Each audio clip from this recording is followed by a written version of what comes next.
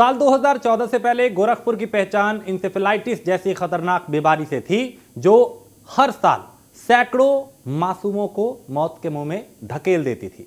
हर साल करीब 200 कहीं 300 बच्चों की जान जाती थी और ये आम बात हुआ करती थी। लेकिन 2014 के बाद पहले केंद्र सरकार और 17 के बाद योगी सरकार ने इसे लेके मुहिम छेड़ी।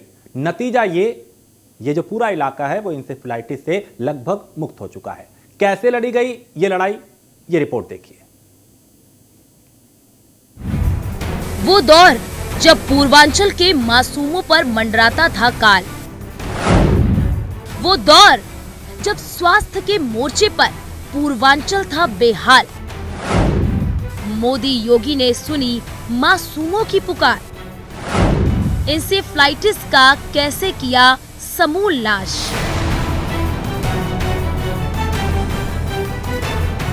ये तस्वीरें पुरानी हैं बीआरडी मेडिकल कॉलेज गोरखपुर की। एक एक बेड पर 3-3, 4-4 बच्चे बेसुध पड़े रहते थे। कोई ऐसा दिन नहीं होता था जब माताओं की चीखों से मेडिकल कॉलेज की दीवारें न थर्राती हो।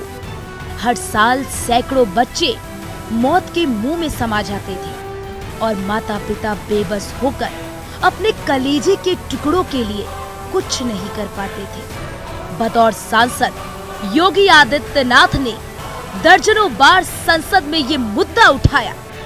तत्कालीन सरकारों की ओर से अभियान भी चलाए गए, मगर नहीं बदली तो ये तस्वीरें जो साल दर साल आती रही। सवाल उठता है कि फिर अचानक 10 साल में ऐसा क्या हुआ कि मंजर बिल्कुल ही बदल गया। सुनिए गोरखपुर के ही डॉक्टरों से। धरातल पर बहुत असर है। आप खुद ये सोचिए, जैसे अमेरिका में ओबामा ने ओबामा केयर स्टार्ट किया था, आज वर्ल्ड की सबसे बड़ी सुरक्षा की गारंटी वो आयुष्मान योजना इंडिया में चल रही है, जिसके इतने लाभार्थी हैं, कई मतलब ऑलमोस्ट 40-50 करोड़ लाभार्थी हैं उसके, जिसका यूपी में तो बहुत ही व्यापक असर है, गोरखपुर में है बहुत अच्छा असर। जो लोग इलाज नहीं करा पाते थे वो आज अफोर्डेबिलिटी है उनकी इलाज कराने की अच्छे हॉस्पिटल्स में। जब वो अच्छे हॉस्पिटल में इलाज कराते हैं तो निश्चित रूप से रिजल्ट अच्छे मिलते हैं, मोर्टेलिटी में कमी आती है, मोबिडिटी में कमी आती है। तो ये बहुत अच्छी योजना है सर। पूर्वांचल में एनकेफेलाइटिस का बहुत बड़ा प्रकोप था। इतने बच्चे मरते थे कि दुख होता था सुन के, देख के सब चीज़ें। पर इस सरकार ने बहुत एक्टिव रोल उसमें प्ले करा है और इस समय बिल्कुल इरेडिकेट हो गई है हमारे यहाँ से एनकेफेलाइटिस। और बहुत अच्छी स्वास्थ्य सेवाएं जितना कर सकती सरकार उस पर बहुत ध्यान दे रही है और बहुत इम्प्रूवमेंट है। और सबसे बड़ी तो जो सरकार ने आयुष्मान भारत योजना स्टार्ट करी है, उससे गरीबों का जितना लाभ हो रहा है उसकी तो कोई मुकाबला ही नहीं है। मतलब जो कभी सोच भी नहीं सकते थे कि हम नी ट्रांसप्लांट कराएंगे, हिप ट्रांसप्लांट कराएंगे, या स्टोन, उसी में किडनी डैमेज हो रहा है, उसी में सब कुछ है। तो बट अब उनके लिए सब चीज़ों की सुविधा इस सरकार ने दी है और बड़ी शिद्दत से उस चीज़ को ये लोग कर रहे हैं। तो इस सरकार के तो हम बहुत बहुत आभारी हैं, हम सारे डॉक्टर्स। केंद्र में 2014 में मोदी सरकार आने के बाद गोरखपुर में एम्स की स्थापना का ऐलान किया गया।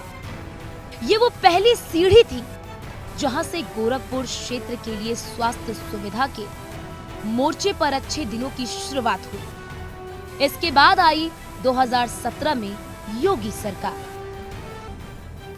सीएम योगी आदित्यनाथ ने पद संभालते ही इंसेफेलाइटिस को लेकर काम शुरू किया। सबसे पहले विशेषज्ञों का पैनल गठित किया गया। इंसेफेलाइटिस के वायरल को कैसे रोका जाए, इस पर काम शुरू हुआ। इसके साथ ही स्वच्छ भारत अभियान को प्रभावित क्षेत्रों में लाया गया। बड़े पैमाने पर टीकाकरण का अभियान चलाया गया। स्वच्छता के प्रति लोगों को जागरूक किया गया। मेडिकल कॉलेज में इंसेफेलाइटिस पर रिसर्च के लिए अलग विंग बनाया गया। बड़ी बात ये रही कि योगी सरकार ने सिर्फ योजनाएं ही नहीं बनाई, बल्कि उन्हें प्रभावी तरीके से अमल में भी लाया। खुद सीएम योगी आदित्यनाथ ने पूरे अभियान को व्यक्तिगत रूप से मॉनिटर किया, जिसका नतीजा आपके सामने है। यकीन मानिए, योगी सरकार ने 40 साल पुराने दर्द का स्थायी इलाज किया, जो इस सरकार की सबसे बड़ी उपलब्धि है।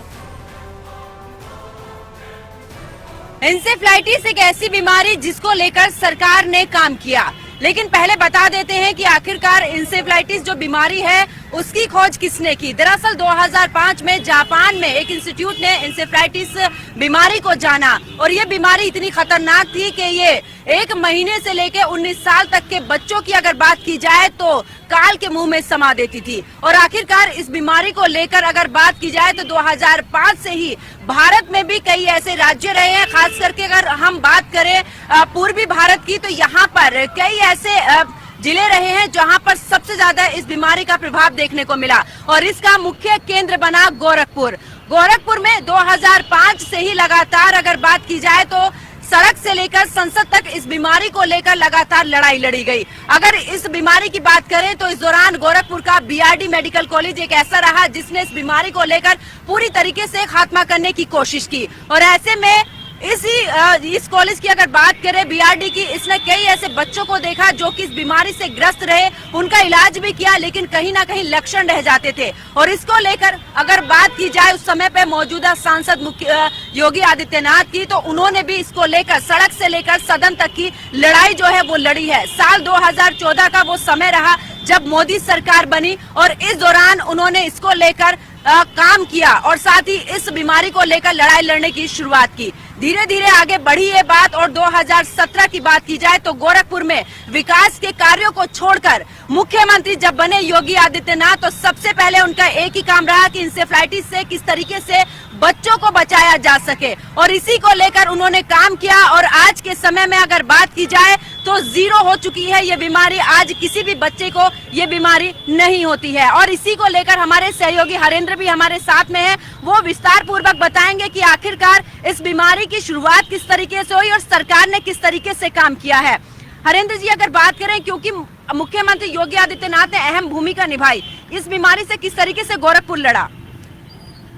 पंकज, हम बताना चाहेंगे कि आज बड़े दुख के साथ कहना पड़ रहा है, मन भी भावुक हो रहा है कि वह दिन हम लोगों ने देखा है जब अपने ही बीच के बच्चे तड़प तड़प के इस बीआरडी मेडिकल कॉलेज में अपनी जान देते थे। खास तौर से हमने भी अपने घर का एक बच्चा खोया है। वह दिन देखा है कि जिस समय यहाँ पर आज तो गनीमत है, नहीं इस गेट पर लोग तड़पते और रोते लोग परिजन नजर आते थे। आज यह गेट भगवे रंग का है। क्यों है? क्योंकि जो इंसेफ्लाइटिस बीमारी थी, उस बीमारी से किस तरीके से निजात पाई जाए, उसको लेकर के उत्तर प्रदेश के मुख्यमंत्री योगी आदित्यनाथ सड़क से लेकर के सदन तक संघर्ष किया। यही बीआरडी मेडिकल कॉलेज है, वो भी एक जनमानस के नेता थे। यहाँ से पैदल वो कमिश्नरी तक, जहाँ से आप गाड़ी से आई हैं, पैदल वहाँ तक वो मार्च निकाला था, और गोरखपुर सहित पूर्वांचल के बड़े पैमाने पर लोग हजारों की संख्या में उनके साथ उस यात्रा में शामिल हुए और धरने पर बैठे थे। क्योंकि उस समय दूसरा परिवेश था, दूसरी पार्टी की सरकार रही, इनकी बातों पर गौर नहीं करती थी। पंकज, आपको बता दें कि हमें बड़े दिल से दुख भी हो रहा है कि जब वो दिनों में हम लोग दूसरे नेताओं से पैरवी करते थे, कोई सुनने वाला नहीं होता था। मेडिकल कॉलेज में एकलौता ये पूर्वांचल का इंस्टीट्यूट था जहां पर बच्चों को किस तरीके से बचाया जाए उसके लिए शोध होता था, और चूंकि एक केंद्र बना था। आपको अगर बात किया जाए गोरखपुर जोन की, 11 जिले हैं। सबसे ज्यादा ग्रसित सिद्धार्थनगर, महाराजगंज, कुशीनगर था, तराई क्षेत्र था, और उसमें गोरखपुर भी था। मासूम बच्चों की नाकों में नली पड़ना किस माँ बाप को, किस गांव के लोगों को अच्छा लगेगा? अगर उस बीमारी से ठीक भी हो जाते तो पंकज, आपको बता दें, आज भी अगर उस बीमारी से पीड़ित बच्चे होंगे तो मानसिक रोगी होंगे, विकलांगता के शिकार होंगे। वारे उत्तर प्रदेश के मुख्यमंत्री योगी आदित्यनाथ, आपने लड़ाई तो लड़ी और काफी हद तक आपने इस पर सुधार किया। आपको पता होगा कि 2017 में जब योगी की सरकार बनी थी तो सितंबर महीने में ऑक्सीजन के वजह से 18 से 19 बच्चों की जान गई थी। पूरा हड़कंप देश में मच गया था। उत्तर प्रदेश के मुख्यमंत्री एक योगी आदित्यनाथ तत्काल जैसे जानकारी मिली, वह भागे भागे मेडिकल कॉलेज में आए और सुचारू रूप से व्यवस्था कराई। और जो दोषी थे, जो संस्थाएं दोषी थी, जो आपूर्ति करने वाले दोषी थे, उन्हें सलाखों के पीछे भेजा था। वही है बीआरडी मेडिकल कॉलेज है। तो सुना आपने आखिरकार किस तरीके से इंसेफ्लाइटिस से मुक्ति जो है वो पाई गई है और किस तरीके से सरकार ने काम किया है। कैमरामैन राज के साथ मेरे सहयोगी हरेंद्र दुबे और मैं पंकज यादव, न्यूज़ 1 इंडिया, गोरखपुर।